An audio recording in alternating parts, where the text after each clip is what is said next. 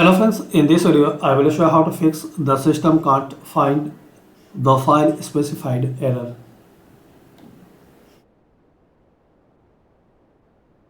So to fix this problem, just follow some easy steps. First one, click on start. Now here type cmd. Right click on command prompt, run as administrator. Type sfc space / scan now. Then press enter. So complete this scanning. It will take couple of minutes, and once this complete, close and restart. Second method, if update is available, so download and install Windows Update. So settings and click on Windows Update here. If you will see here update is available, so download, and after that just restart your system. Third method, click on start and search here troubleshoot.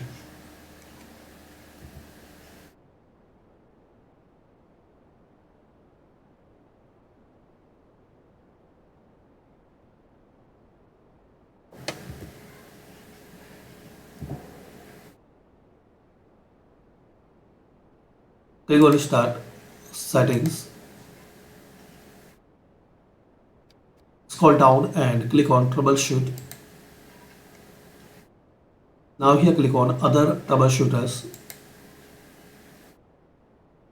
You will see option Windows Update, so click on run and follow the instruction which you see here, and once this complete, restart your system. And my last method, you can try open file explorer, then here C drive, then open Windows folder.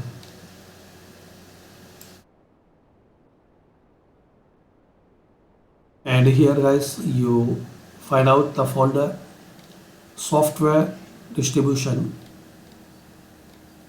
this one. So open this folder. Here you will see file, so select all and delete. So this is the last method you can try. So thanks for watching, and comment any method work for you or not. And if you have any query or questions, so comment, I will try to reply it.